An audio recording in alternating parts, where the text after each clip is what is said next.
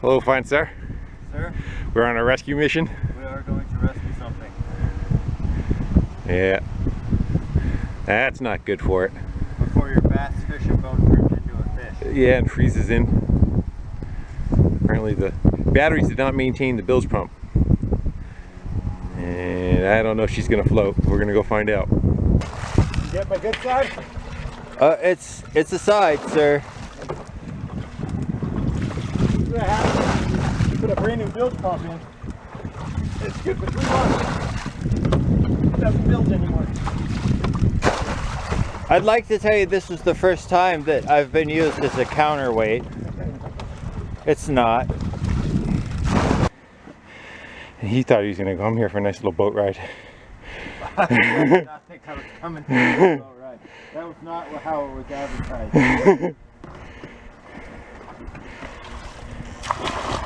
I believe this is exactly how it was advertised. Well, I thought it would not be that much of an issue. I thought we'd just hook another battery to it, get about 5-10 gallons out of it. Not 500.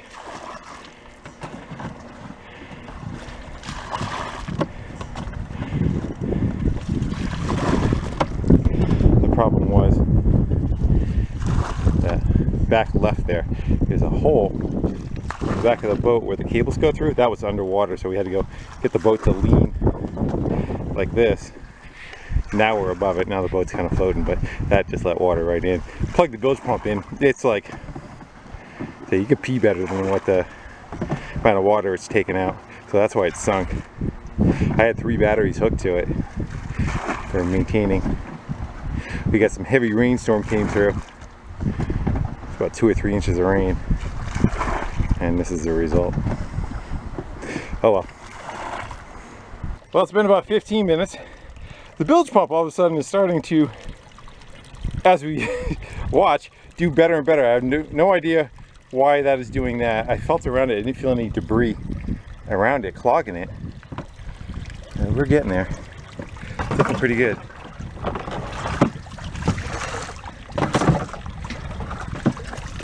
So I had jumper cables going from the trolling motor batteries on the right over there. The house battery is what the bilge pump was plugged into, and I had jumper cables going across. I went to go jump from one battery to the other, and nothing was turning on. The jumper cables failed in some fashion. There's no power going through the jumper cables. I had a jumper pack. The jumper pack is hooked to the battery, and right now that's what's doing its thing. You're getting her.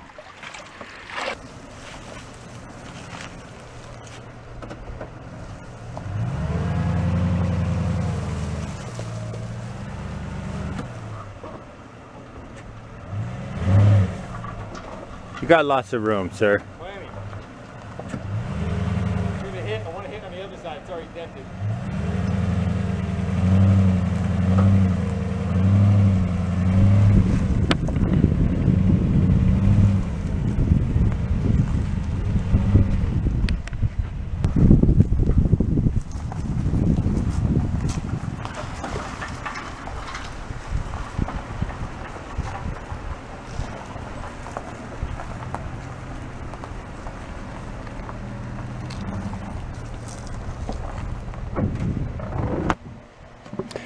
See how we're doing. We got the trailer in.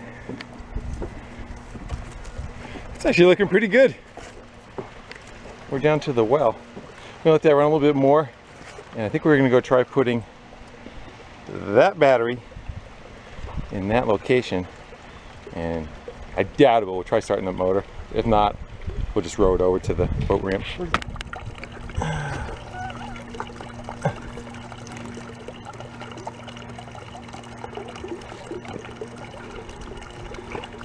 Gas is going somewhere.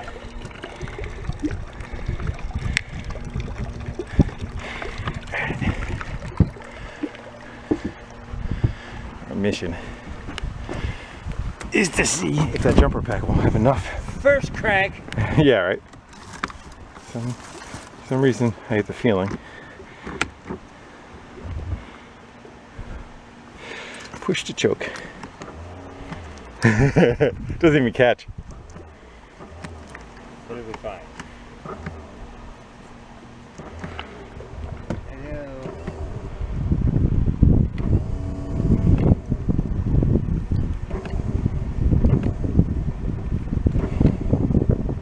Good luck.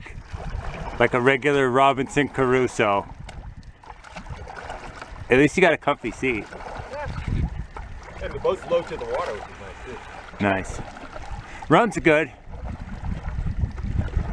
That bilge pump is cranking. Just crank. It's a very nice picture, sir. Picturesque, if you will. What do they call what you're doing now? Oh, coxswaining. I heard that one.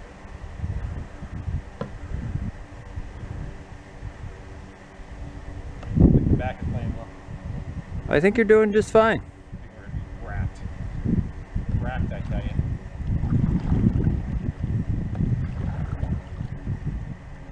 That's why they make these nice little soft pads, though. Take it off. Good thing my phone's not in my pocket. Nope. Nice. There's your problem. Well, yeah, that's We should have latched that, shouldn't we?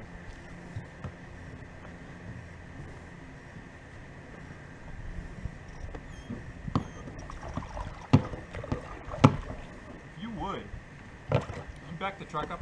well, of course I can. And, so where you can get to the winch and get a little tension. Yeah. Yeah, that's a good idea. This is a great idea, sir. This is, remember you were a kid, you had those balance beams? No, yes. Oh. Careful, sir.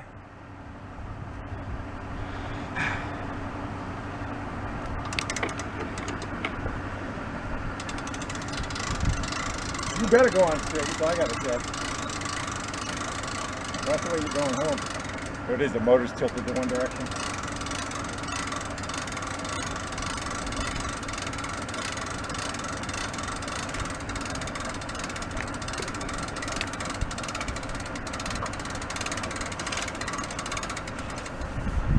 Imagine doing this with all the water in it. Well, I mean, I'm not saying we couldn't, but it wasn't going to be that easy.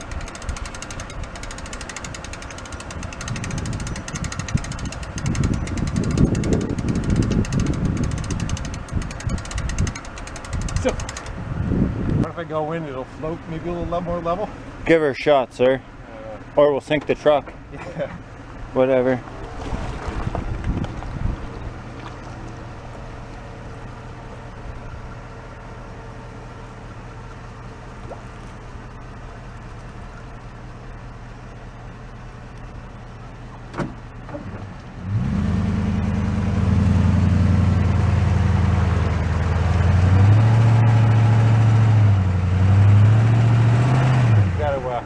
Spin the motor the other way. We'll get it up. We'll tilt the motor the other direction. We'll try it one more time.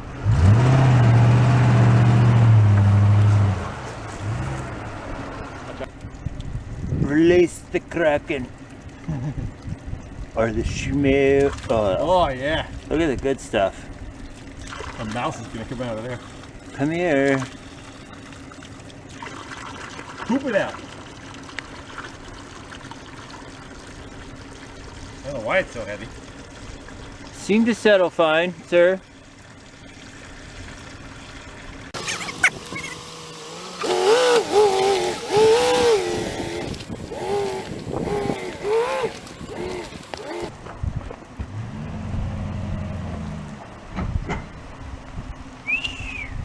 I said the other side. Sir, that's like a millimeter.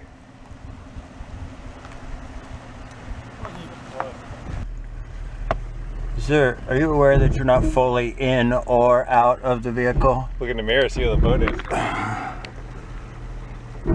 don't think that's gonna do it.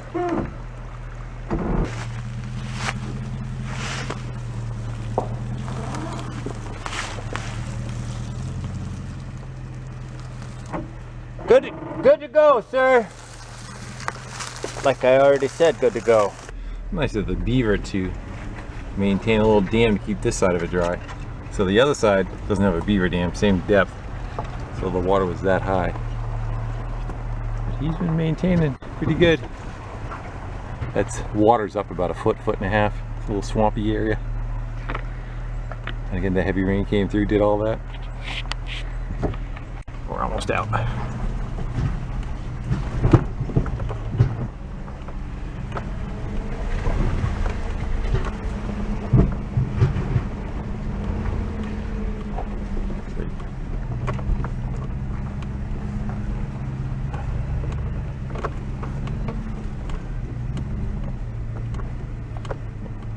came in here with a 20-foot pontoon boat at 6 inches off the ground. We fished in this pond right here once. Made that one.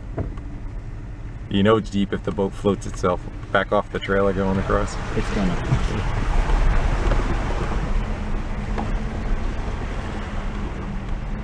Yeah, only halfway up the wheels. Oh, That tree's gonna be tight. It's the turns that get you. Straight away, the mirrors make it, the rest of it makes it.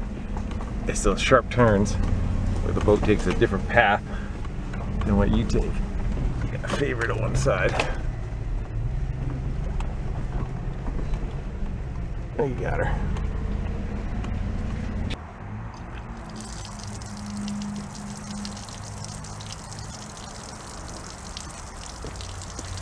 We won't only jump start it. It's going to be the only battery in the system because there's no batteries in the boat.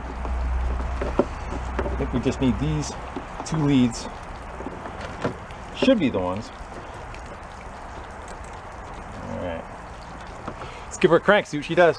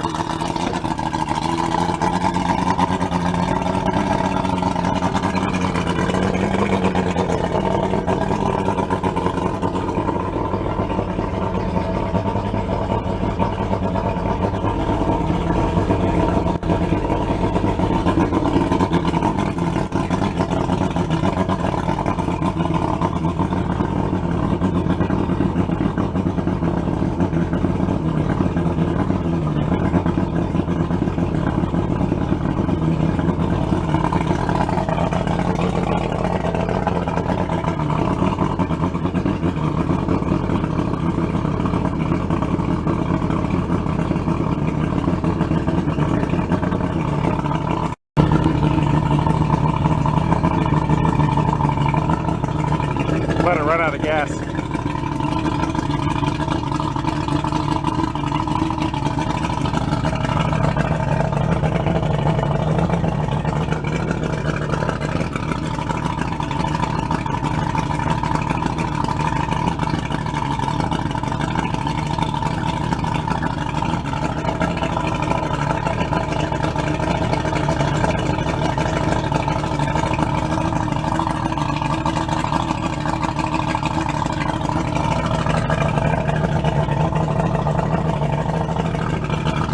Thermostat opened up.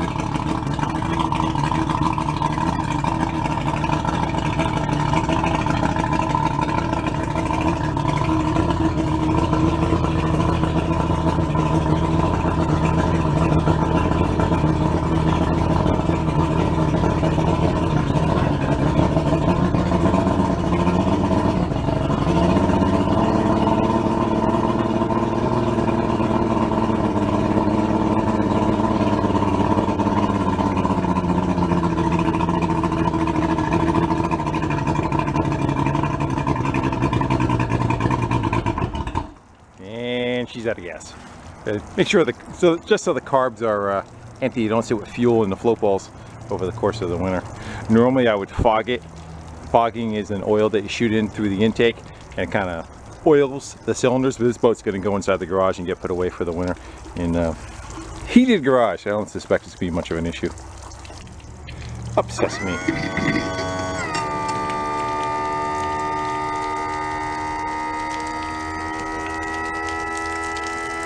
Somebody needs a bath. Well, I'd say it was pretty much sunk. There's the water line right there across the gas cap. And of course, once it got up to here, all the water just went right in this hole where the cables go through. Stinking sump pump, not wanting to work. But I'm gonna go give her a bath with the pressure washer, try to knock off all the crap and clean her up for the winter anyway.